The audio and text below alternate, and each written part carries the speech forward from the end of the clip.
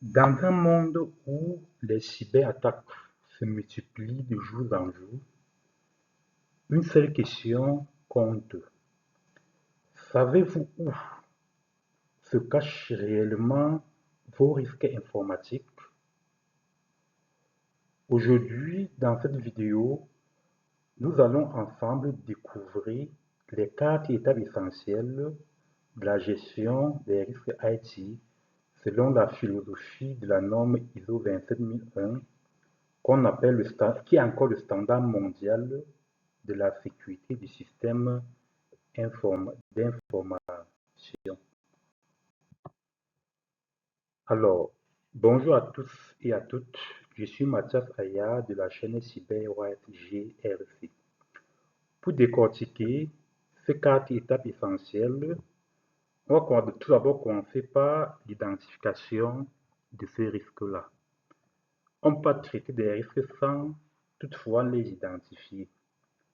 On commence, dans un premier temps, on commence par dresser la carte de tout ce qui peut être considéré comme menace du système d'information. Donc, qu'est-ce qu'on peut faire? Quels sont les types d'attaques qu'on peut avoir ici? Nous pouvons avoir les attaques venant de l'extérieur. Ça peut être le phishing, le ransomware par exemple. Ça, c'est un type d'attaque que nous pouvons avoir. On peut avoir les erreurs humaines. Une erreur humaine peut être peut-être une mauvaise configuration d'un routeur, par exemple, mauvaise configuration d'un switch, par exemple, mauvaise configuration euh, d'un pare-feu, par exemple. Nous pouvons avoir ce qu'on appelle les pannes matérielles. Une panne matérielle peut-être un ordinateur qui bug, par exemple. Un ordinateur qui bug, par exemple. Ça peut être euh, ça peut être un clavier qui ne fonctionne pas normalement. Ou encore, on peut encore avoir une défaillance des prestataires. Alors, lorsque ceci est fait, nous avons fait une cartographie, enfin, une identification des différents risques. C'est exactement ce que préconise l'annexe A du standard ISO 27001 avec le contexte et d'inventaire des actifs. Bon, avant de protéger ces équipements-là ou ces données-là, il faut savoir ce qu'on protège. Qu'est-ce qu'on protège? C'est la vraie question qu'il faut se poser. Qu'est-ce qu'on protège? Puisque si vous ne savez pas ce que vous protégez, il serait d'abord difficile euh, de savoir ce on veut faire. Ok. Mais ce qu'il faut savoir, lorsqu'on a identifié le danger, c'est une chose. Comprendre son impact, c'est également une autre chose. Ce qui fait nous passons à l'étape suivante, qui est la deuxième étape, qui consiste à évaluer ces risques-là. Lorsque les risques sont déjà identifiés, lorsque les menaces sont identifiées, il faut les évaluer. Ici, on évalue chaque risque selon sa probabilité et sa gravité. Cela permet d'hiérarchiser les menaces et d'identifier celles qui exigent une action à l'immédiat. Oui, une action à l'immédiat. Puis, vous savez, on ne peut pas tout faire. On peut pas tout faire en même temps. Lorsque les risques sont identifiés, sont répertoriés, il faut en les prioriser.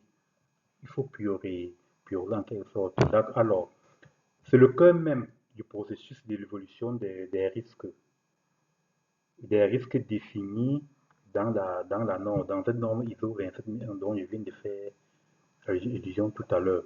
On parle ici d'une approche structurée, mesurable et traçable avec les grilles d'impact et de vraisemblance. Alors, une fois, une fois qu'on a priorisé, qu'une priorité est établie, il vient le moment où il faut se décider. Que faire? Qu'allons-nous faire de ce risque-là? Ce qui fait que nous passons directement à l'étape suivante, qui est l'étape 3. Qui est l'étape, j'en ai parlé de ceci, qui est l'étape 3, qui consiste à traiter ces risques-là. Bon, traiter les risques, c'est choisi entre 4 stratégies. Première stratégie, réduit. Est-ce qu'on peut le réduire? Un pare-feu, par exemple, on peut, on peut mettre un pare-feu à l'entrée de notre réseau pour le protéger, ce qui consiste à réduire les risques. On peut faire les mises à jour de notre système, ce qui consiste également à réduire les risques. On peut faire les sauvegardes régulières. Les sauvegardes, tout ça parce qu'il peut y avoir une attaque qui plante tout le système. Ici, on n'avait pas anticipé en faisant les sauvegardes, on aura beaucoup de problèmes.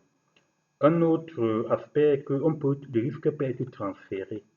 On peut faire la sous-traitance de risque. On peut faire la sous-traitance. Un autre élément, on peut également accepter le risque. Si on sent qu'on peut assumer, si le risque est faible, on peut accepter de l'assumer. Par exemple, la panne d'une imprimante, elle ne va pas beaucoup impacter. Tout comme on peut décider d'éliminer. On peut décider d'éliminer le risque en supprimant la cause de ces risques-là. Ici, si on va encore faire un travail, il y a notre norme ISO 27001, on verra qu'on a norme définit un plan de traitement des risques. Un plan de traitement des risques documenté, validé par la direction et intégré dans les systèmes de management des systèmes d'information. Mais la sécurité, c'est un marathon et non un sprint. Ce qui fait que nous passons à l'étape 4, qui consiste à surveiller, à améliorer, notre système. Ceci dit, cette dernière étape consiste à surveiller les risques, à mesurer l'efficacité, l'efficacité des mesures prises et d'ajuster le plan de sécurité. En clair, on peut dire il est important de rester, en fait, d'adopter une veille technologique. Cette veille va nous permettre de comprendre, les choses avec le temps et de s'améliorer en même temps. C'est ce que la norme ISO 27001 appelle la démarche d'amélioration continue, qui a pour l'objectif de faire évoluer le système d'information au rythme des nouvelles menaces.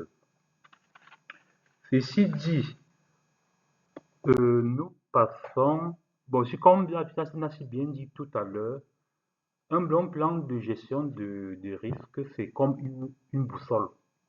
Puis c'est ici, la boussole va nous dire, en fait, lorsque le plan est bien défini, le plan nous guide. Même quand on est en difficulté, on sait où on veut arriver. En conclusion, nous avons vu les 4 étapes essentielles qui permettent de gérer de gérer les risques en entreprise selon le standard ISO 27001. Nous disons la gestion des risques IT selon ISO 27001, ce n'est pas juste une exigence technique, c'est une culture de vigilance, c'est une boussole que toute organisation qui veut se voir développer dans le temps devrait adopter. Et sur ce, si ce contenu vous a plu, abonnez-vous massivement, partagez et dites-nous en commentaire ce que vous en pensez. Merci, à la prochaine.